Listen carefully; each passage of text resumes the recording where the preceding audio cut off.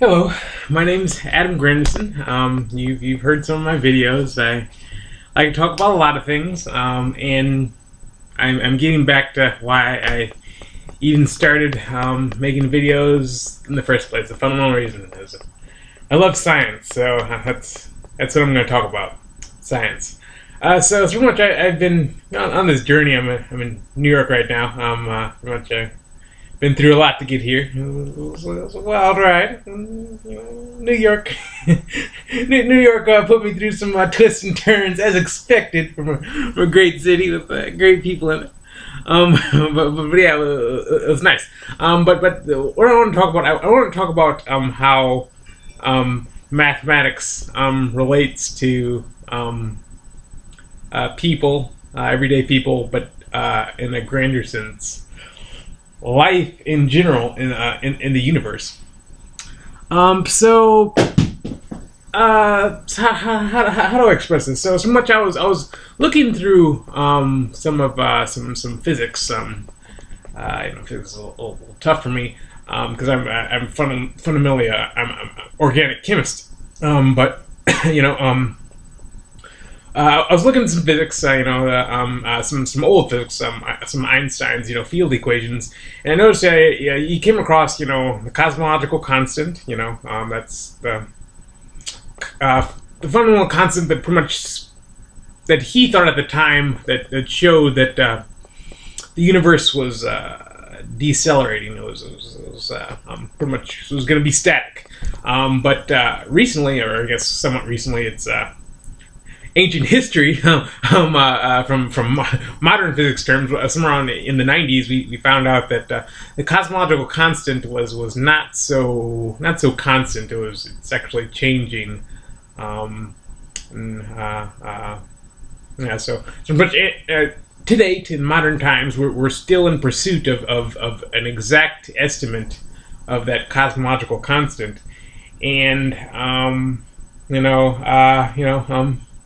From what I've experienced with life, it's a lot of people, people experience this in life, and that is things change.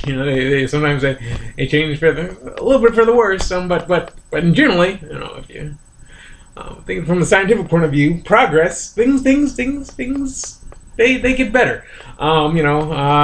It's if you're always in science, if you're in science like me, it always gets better. Life. I mean, life changes. So what I think that's really occurring is that this cosmological constant that we think that we want to get an exact value for is also changing as well.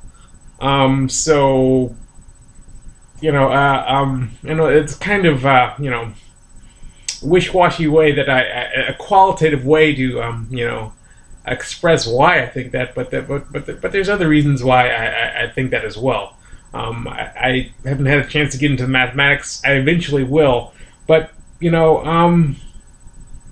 life is at the heart of the existence of humans, all species on this planet, as well as I'd go as far as to say just life anywhere. And what allows that life to, continue continue its existence is through, through morals, philosophy and logic, reason and sensibility, as expressed recently by our President of the United States. That's reason and sensibility. That's those things, change, our politics change, but also, science changes. So does, mathematics, that evolves too. We get better ways of expressing, the mathematics of our universe that describes how, the universe works. We start off thinking, Kepler's laws describe, the motion of our planets and of our solar system, and you find out, that there's better things like Newtonian mechanics and stuff like that. Things evolve, things change. We may not have the mathematics to describe these things, now, but they aren't static. Einstein's cosmological constant, that's not static as well. And I also think, because of this, a lot of these other constants that we think are fundamental to physics. I mean, this is a huge thing. I'm at least a very bold statement that I'm making, but I'm almost certain that this is the truth. A lot of these constants, such as the speed of light, h, the gravitational constant, even Avogadro's number, if you're a chemist, the charge of an electron, things like that, and even I can't believe I can't believe I can't even H. That's the thing you see in quantum mechanics. H bar. I forget the name of it off the top of my head. It's awful. I can't believe I forgot it. It's really embarrassing. I can't believe I forgot it. But either way, it's a fundamental constant of physics and chemistry, physical chemistry. That's changing as well. It's a lot of these constants, and the reason why we haven't exactly found out an explanation to a lot of these things that are unknown in physics, as well as a lot of these unknown the existence of a lot of this matter that's unknown, as well as the expansion of our universe, and as I was go far as to say the Big Bang. It is due to the fact that our lack of ability to understand that our universe is constantly changing. So and as well as these constants. So it's kind of funny. I had a friend who has this tattoo. She has a tattoo, real cool girl. And she tattooed, the what was at present the exact or the approximated value of the speed of light to 10 decimal places or something like that. And I made the joke to her. I was like, hey, the value of the speed of light changes over time as as science progresses. So what you have to do is you have to strike a line through it to keep proper laboratory documentation, and then right above the more accurate value. So, but the thing about it is, a better way to express these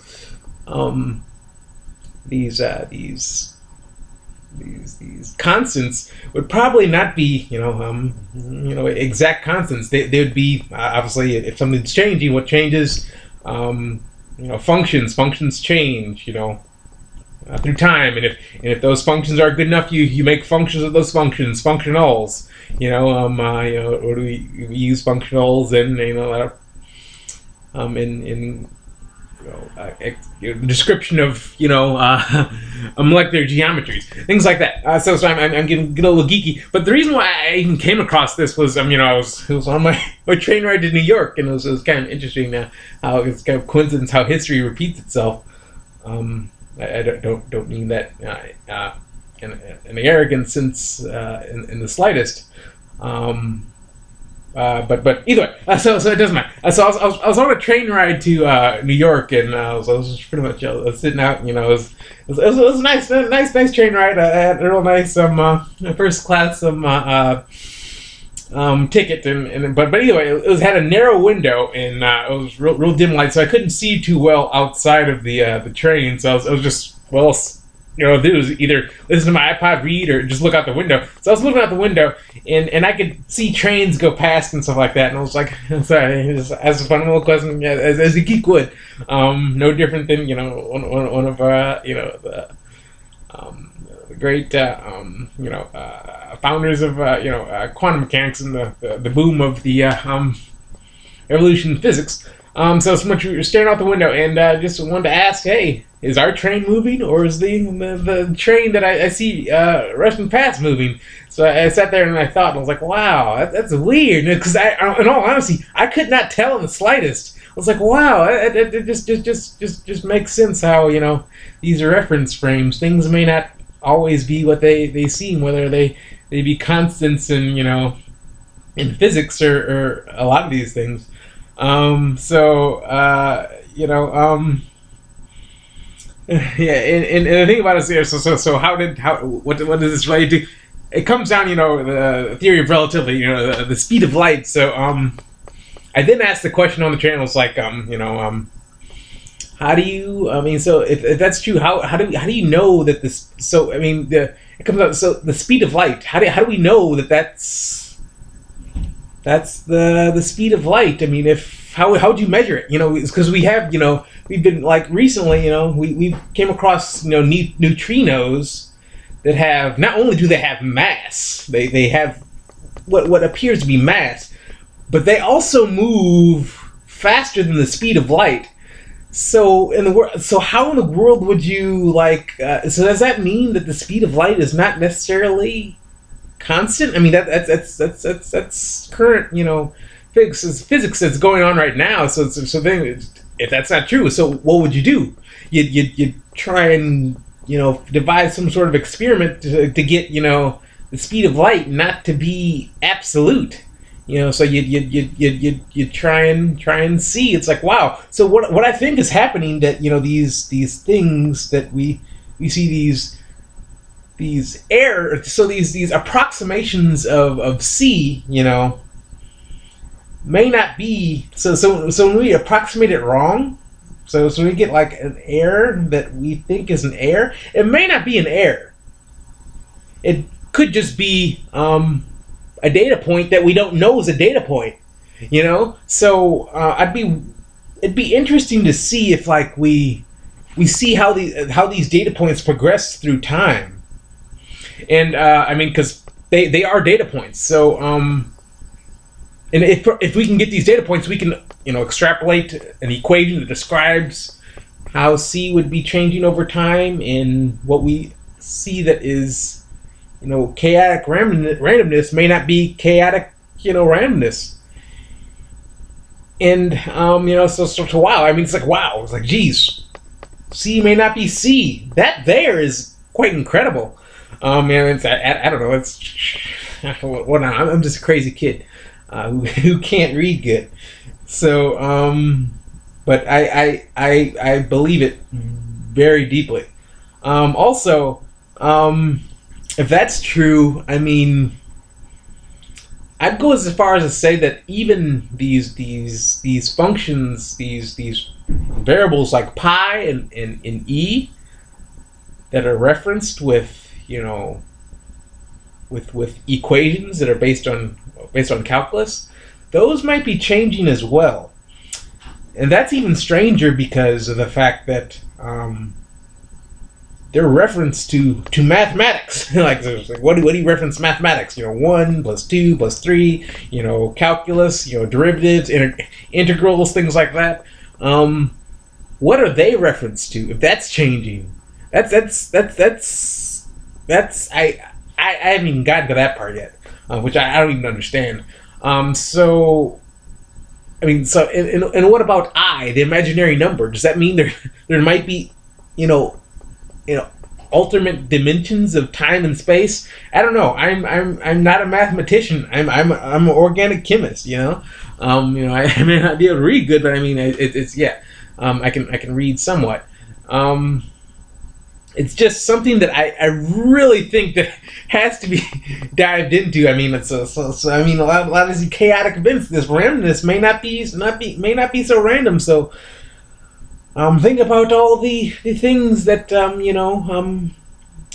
chaos theory, all the stochasticity, these equations that describe stochasticity in in nature, such as weather, things like all these unknowns, these unknown variables, like that go to infinity, like the breakdown of physics when it comes to black holes, and going back to the Big Bang, the very first microseconds after the even sooner. What were the physics like? What describes that supersymmetry? All of that. It's just fascinating. I mean, if this is true, it really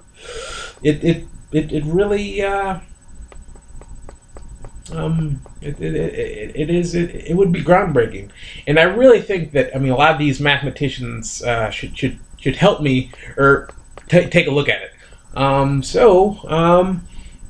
If you find this fascinating, I really think that you should research it. Ask your professors, ask whoever, find out, get more information. Let this knowledge make you passionate in some way to improve yourself. I mean, that's what it's all about. Improve yourself, improve society. I mean, it doesn't matter what ethnicity, doesn't matter what nationality. Yeah, if it improves you in some way, I think I've done my job. Yeah, that's pretty much it. All right. Thank you for your time.